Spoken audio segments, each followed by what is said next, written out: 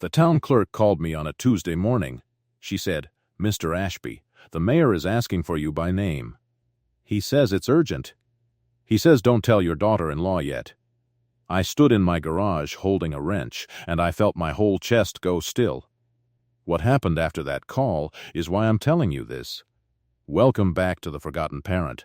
Grab your coffee, get comfortable. Remember this. The people in these stories had every chance to do right by the ones who raised them. They just chose wrong. Drop a comment. Be sure to subscribe. You're going to want to stay till the end. My name is Warren Ashby. I'm 68 years old. I live in a small ranch house on Larkspur Court in Millbrook, Ohio. Population 6,000. I spent 31 years as a firefighter, then 11 more training new recruits before I finally retired. I drive a 2011 Ford Ranger with a dent in the tailgate I've never bothered to fix.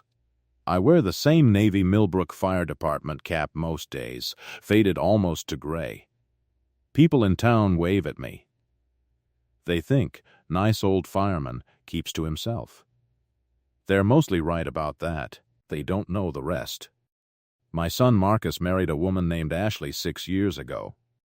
Ashley grew up 2 counties over in a bigger town with bigger ideas about how a family should present itself. She's not a cruel person. Not exactly. She's the kind of person who confuses status with worth and never quite learned the difference.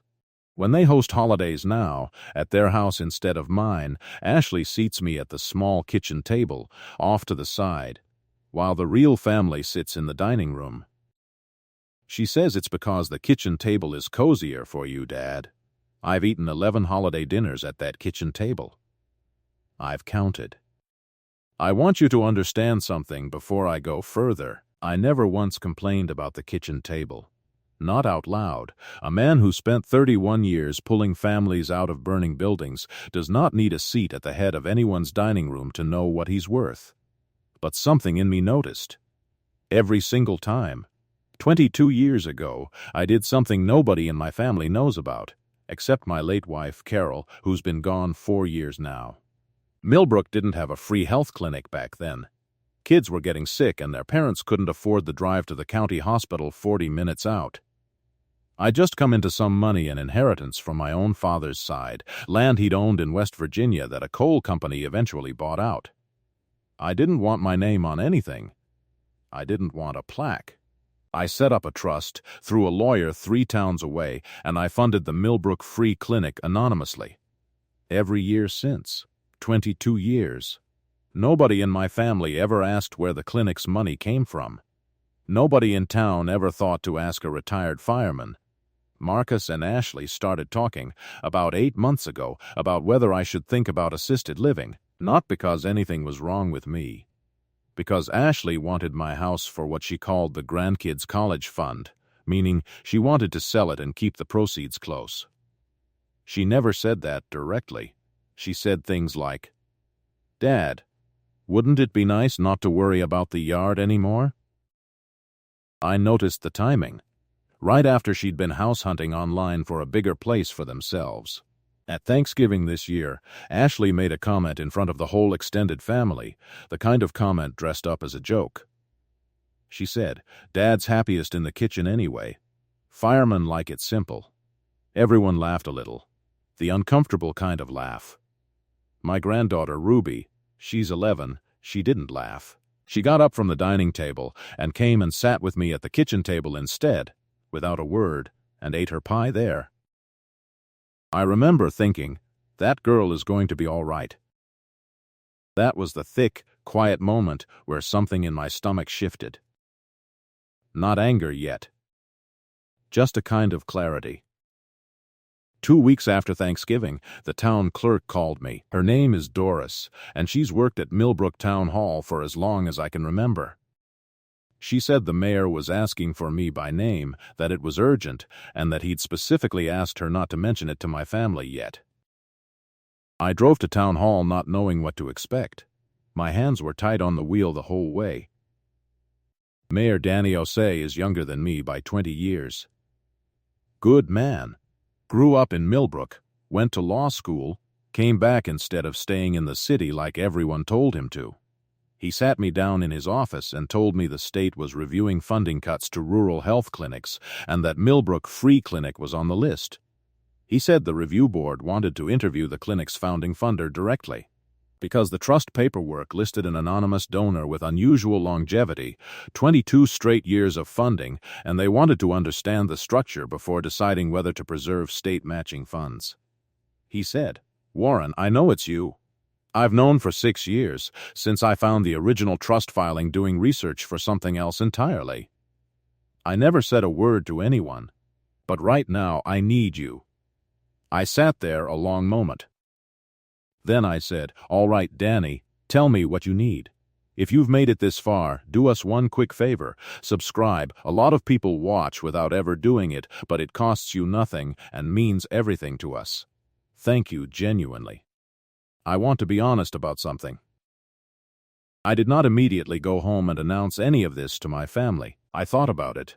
I sat in my truck outside town hall for a long while, engine off, just thinking.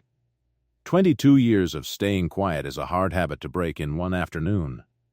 Part of me wanted to keep it that way forever, the way Carol and I always planned. But another part of me, the part that had eaten 11 holiday dinners at a kitchen table while my own son sat 20 feet away in another room, wanted my family to finally see the whole picture.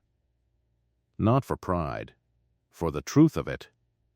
I agreed to meet with the State Review Board the following month at a public town hall session open to residents. Danny said it would help the clinic's case if the community could see the human story behind the funding, not just paperwork. I said I'd think about how public I wanted to be. He said, "Warren, whatever you decide, I've got your back."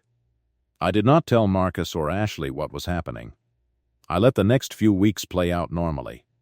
Ashley kept dropping her comments about assisted living. Marcus kept going quiet whenever she did, the way he's done his whole adult life when he doesn't have the nerve to disagree with her out loud. I noticed that, too. I filed it away, the way you file away every small thing, waiting to see the full shape of it. The town hall meeting was held at the Millbrook Community Center, the same building I'd once helped pull a family out of a kitchen fire 2 blocks from, back in 1994. The room was packed. Half the town showed up, because half the town's kids had used that clinic at some point in 22 years. Marcus and Ashley came too, mostly because Ruby wanted to go, and because Ashley liked being seen at civic events. She had no idea what she was walking into. Danny opened the meeting by thanking the community for its support of the clinic. Then he said the state board wanted to hear directly from the clinic's original funder, and he called my name. I want you to picture Ashley's face in that moment. She turned around in her folding chair like someone had said the wrong name entirely.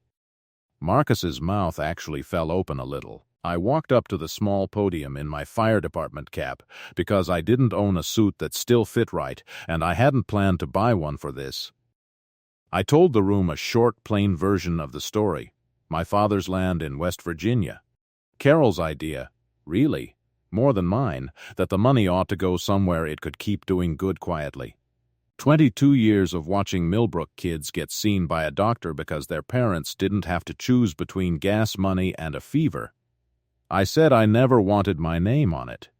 I said I was only standing here now because the state needed a human face to keep the funding, and because, frankly, I was getting tired of being underestimated by people who ought to know better. I did not look at Ashley when I said that last part. I didn't need to. I heard the room go quiet around her seat. Here's the quotable part, the part people still bring up to me at the diner. An older woman near the front, someone I'd treated decades ago pulling her family out of that same '94 fire, stood up during questions and said, "Warren Ashby, you let this whole town think you were just a fireman with a truck." I told her, "Ma'am, I was a fireman with a truck. Turns out a man can be more than one thing at a time." The room laughed, warm this time, not the uncomfortable Thanksgiving kind. The state board voted, right there in that meeting, to preserve the clinic's matching funds for another 5 years, citing the community's clear, demonstrated, long-term investment. Danny shook my hand afterward in front of half the town. Ruby ran up and hugged my leg and said, loud enough for half the room to hear, "That's my grandpa." I want to be fair about what happened next, because this wasn't a story that needed hard punishment. Ashley never hurt anyone. She never broke a law. She made small, thoughtless choices, over and over, the kind that pile up into a real wound without ever once crossing into cruelty deserving of real consequence. So the justice here isn't a courtroom. It's simpler than that, and I think more honest. On the drive home that night, Ashley didn't say much. Marcus drove. Ruby fell asleep in the back seat against my shoulder because I'd ridden with them instead of taking my own truck. Somewhere around the county line, Ashley finally said, quietly, "I didn't know, Warren. I'm sorry about the kitchen table." I told her the truth. I said I didn't need an apology about a chair. I said what I needed was for her to understand that the people she seats at the edges of things usually have more going on than she bothers to ask about. She was quiet a long time after that. I think it landed. Things are different now. Not perfect, but different. Holidays happen at the dining table, all of us together, no more separate kitchen seating. Ashley still has her ideas about status. Some habits run deep, but she's careful now, and once or twice I've caught her actually asking me things instead of deciding things about me. Marcus has started coming by on Saturdays alone, just him, to help me with yard work I don't really need help with. We don't talk about the clinic much. We don't need to. I still fund it, quietly, every year, the same as always. Danny's the only one in town government who knows the mechanics of it, and he's kept that trust the way I asked him to. My name's not on any plaque out front. It never will be. I didn't do it to be seen.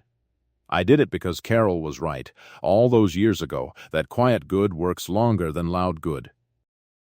Ruby knows the whole story now. She's the only grandchild I've told directly.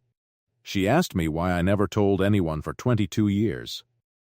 I told her, some people build a name to be admired. I built one to be useful. There's a difference, and it matters more than people think.